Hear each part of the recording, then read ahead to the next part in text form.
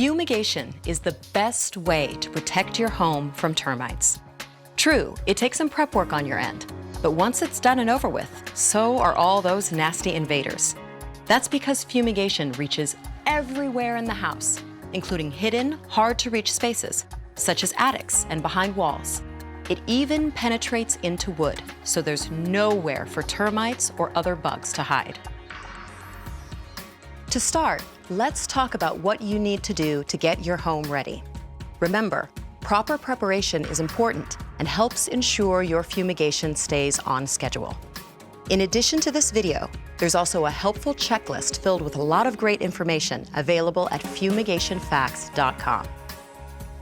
One of the most important steps is to prepare consumable items like food, drinks, medicines, tobacco, vitamins, and pet food. To make things easier on yourself, you may want to consider using up as much food as possible before the fumigation. To begin, a special bag called a Nylafume bag is used. But don't worry, your pest management company or fumigator will provide you with these bags. Now let's begin by identifying what consumable items need to be bagged. If the item is in a container that has been opened, it needs to be bagged. If the item is not in a bottle, can, or jar, it needs to be bagged. Some unopened items will require bagging because they are not in a bottle, can, or jar. Items including pasta, chips, cereal, candy, snack nuts, juice in a foil pouch, meat, fruit, and vegetables, and medicine in blister packs. Next, let's talk about what items do not need to be bagged. If the item is in an unopened plastic, glass, or metal bottle, can, or jar with the original manufacturer's airtight seal intact, it does not need to be bagged. Examples include a jar of jelly, canned vegetables, and canned soup. Also, bottled water and ice do not need to be bagged. If you have any unopened wine bottles with corks or stoppers in them, just place them in a horizontal position or upside down. They do not need to be bagged. Personal hygiene items such as toothpaste, mouthwash, dental adhesives, teeth whitening products, shampoo, soap, cosmetics, lotions, and ointments do not need to be bagged, even if they have been opened. Now that we have distinguished what does and does not need to be bagged, let's begin bagging. The first step is to take 2 Nylafume bags and place one bag inside the other. To make things easier, it helps to place a small object into the first bag prior to inserting it into the second bag. It's important to do this at the start because it can be difficult to double the bags when one of them is full. Next, place items inside the inner bag. Be careful not to fill it too much. You don't want the bags to get too heavy or else they might rip. Once the inner bag is full, but not too full, twist the top. Fold once and secure the folded twist with tape or twist tie.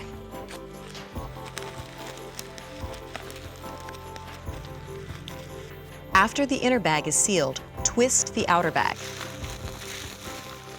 Fold over and seal the same way as you sealed the inner bag.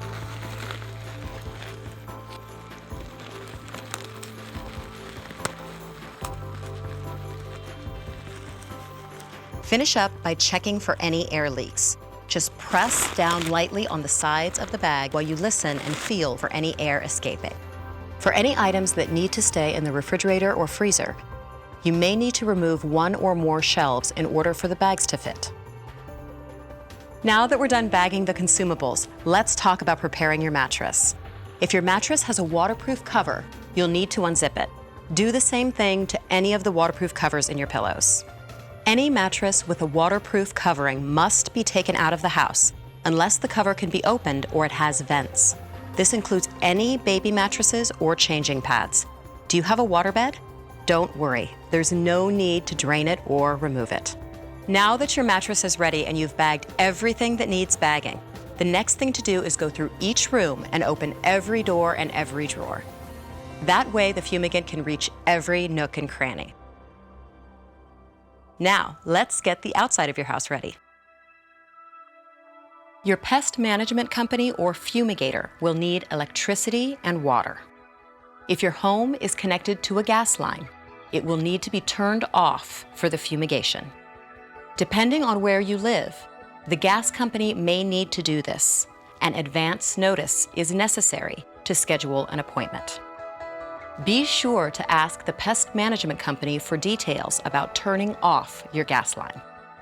You'll want to talk with your pest management company or fumigator to learn if there are any special considerations for things such as retractable awnings, screen pool enclosures, satellite antennas, floodlights, fences, or decks attached to your house.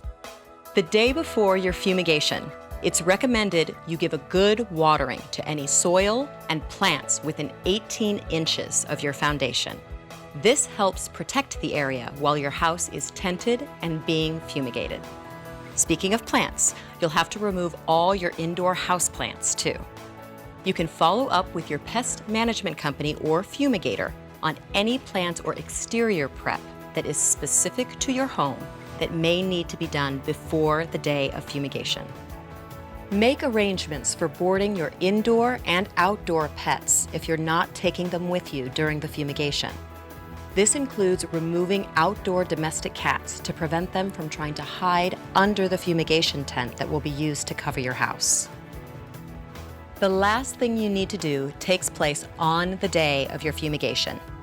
You must leave your pest management company or fumigator your house keys. This is a requirement for the fumigator to properly secure your house during the fumigation process.